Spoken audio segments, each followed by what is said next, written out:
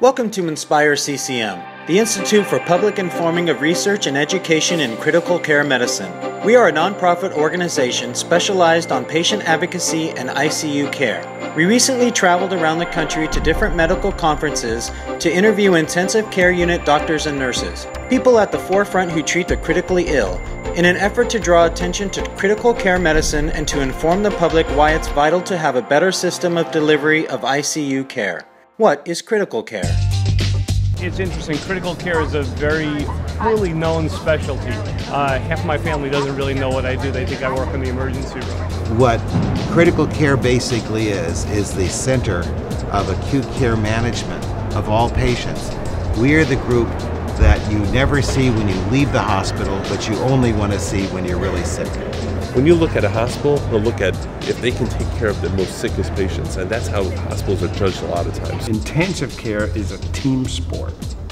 Intensive care is managing a whole team of doctors and respiratory therapists and nurses and getting expertise from other doctors in the hospital, which actually demands tremendous leadership skills, especially when decisions have to be made quickly and when decisions are made with input from several people who only know part of the puzzle. Everybody that I work with love what they do and are just like the best at what they do. Physicians who become specialists in critical care are called intensivists. What is an intensivist? They may be internists, such as I am. They may be surgeons. They may be anesthesiologists. They may be pediatricians. But the common denominator is that we all go through a training program for critical care or ICU care. And so we arrive at the same endpoint by different pathways, but we're all dedicated and committed to the critically ill patient. We take care of patients who have sepsis or infections. We take care of patients who need to be on mechanical ventilation. They need help with their breathing. We take care of patients who are post-op. They've had perhaps a big surgery. Perhaps they've lost a lot of blood. We also take care of patients who have had heart surgery. So it's a very wide breadth of knowledge that someone needs to possess in order to really care for these patients.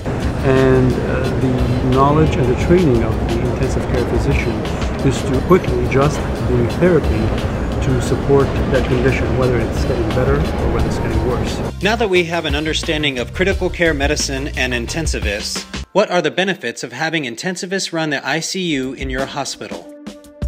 There are many benefits to having an intensivist service. In addition to the immediate patient care needs, again, you have a doc there who's there 24 hours, so when the family needs to talk to a physician or needs to get an update, they don't have to go looking for a physician, they're right there. Coordination of care in a critically ill individual or patient is extremely vital, and a lack of coordination can result in a poor outcome. To just simply call up a consultant to help with ventilation, to call up a consultant to help with the heart or the kidneys, not only breaks this therapy apart, it makes it much more expensive and delayed and often has a poorer outcome. Hospitalist will say, well, this patient needs to be in the unit. They send them to the unit and they give you 7 consults: cardiology, renal, GI, ID. And you sit there and you have 8 people that you have to figure out, well, here's the current issue with my patient. Which one am I supposed to call for what?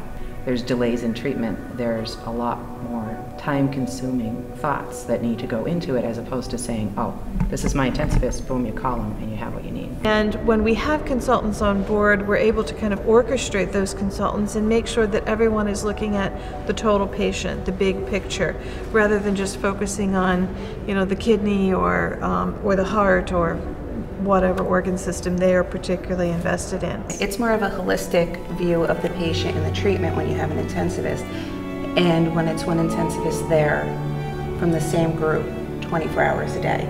So they get to know, they hand off their report within the same group. So I think there's a stronger continuity of care, as well as just a basic understanding of the patient.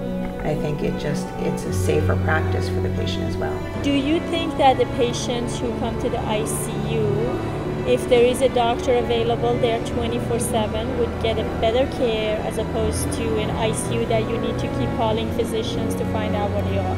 Yeah, absolutely. Knowing that the physician is there makes a lot of difference. You don't want to waste any precious time because the only person that suffers is the patient. Families love it. I can't tell you how many families come in They never heard of a critical care doctor. They never heard of an intensivist. There's been numerous studies showing that having intensivists in the ICU and having intensivists 24/7 improve outcomes. As intensive care physicians, we give the patient the best opportunity to make it through a critical illness.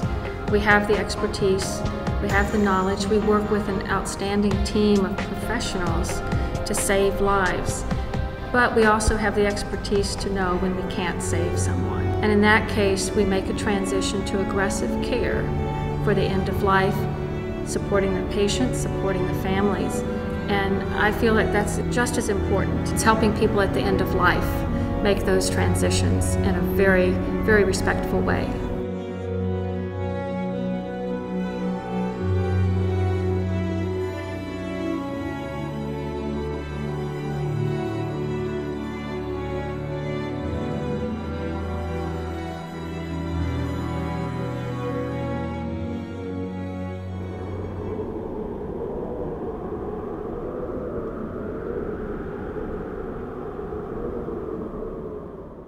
We are very much of the world's leader, and at the same time, if you go into some community hospitals, its practice is the same as it was back in the 60s and 70s. Many people won't know that intensivists exist, or that their hospital may or may not even have them. There's shortages of a lot of different types of physicians in this country, and certainly ICU physicians is on that list. There is a manpower crisis in critical care medicine.